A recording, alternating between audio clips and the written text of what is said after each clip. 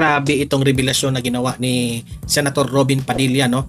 At natulala itong si Senator Kiko Pangilinan sa mga sinasabi ni Robin Padilla. At yan po ang ating panunuurin mamaya, ang debate po ni Robin Padilla at itong si Senator Kiko Pangilinan, no?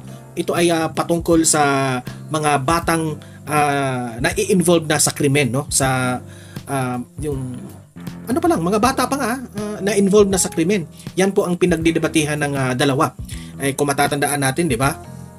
Itong si Senator Kiko Pangilinan nung he was still a senator noon, no, sa panahon po ni former President Duterte, ay binabaan niya yung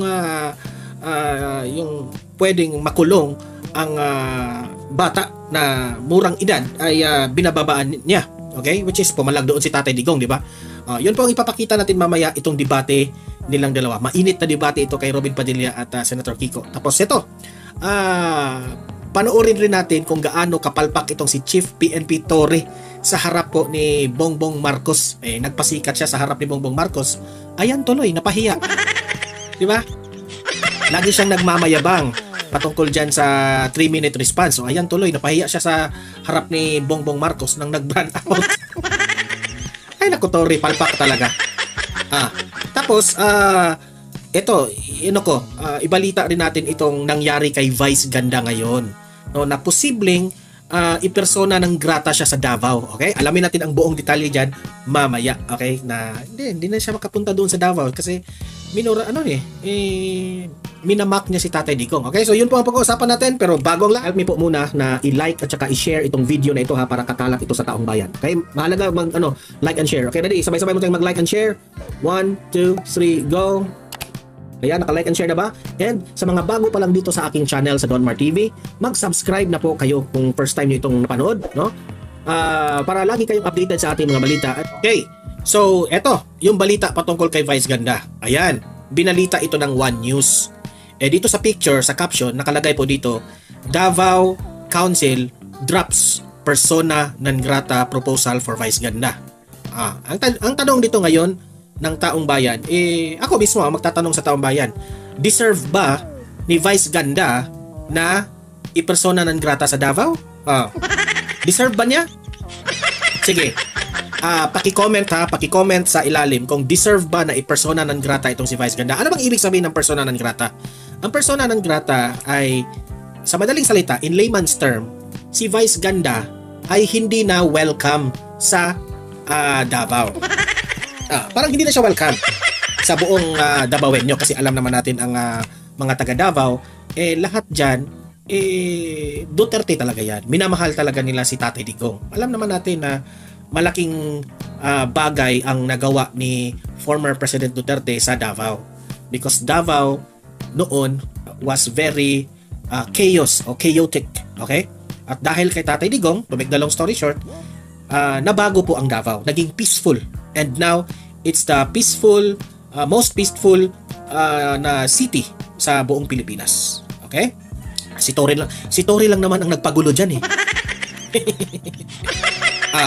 Ngayon, deserve ba ni Vice Ganda itong persona non grata? Now, ito yung nangyari, ito yung balita. The Davao City Council dropped the proposal. Ang City Council, ang dito, ang nagpo-propose na magdeklara sa comedian na si Vice Ganda as persona non grata, and instead approved the resolution condemning his joke about former President Rodrigo Roa Duterte. Kasi alam naman natin, nasasaktan yung mga taga Davao sa ginawa nila sa concert. Huwag na tayo magbulahan. Kami po'y naiinsulto at kami po, gagawin yan ng mga taga Davao. Hindi man ako taga Davao, gagawin yan ng mga taga Davao para kay Tatay Digong. We don't care, Vice Ganda. And nabubuhay po ang Davao, nawala si Vice Ganda. Vice Ganda is nothing to Davao. So, dahil sa ginagawa mo, you are not welcome to Davao. Parang proposal pa naman. Okay, lilinawin ko, hindi pa naman siya na persona non grata, pero pinopropose pa ngayon kung ma-approve ba ito. According to Councilor Danilo Dayang Hirang, the council considered the joke delivered during a public performance an insult to Duterte and the people of Davao. So, insulto po yun kay Tatay Digong. At hindi lang ito insulto kay Tatay Digong, kundi insulto ito sa lahat ng mga supporters ni Tatay Digong. And alam naman natin, halos buong tao sa Pilipinas ay nakasuporta kay Tatay Digong. Hindi parang insulto na rin ito sa buong Pilipinas, hindi lang sa mga DDS. Okay?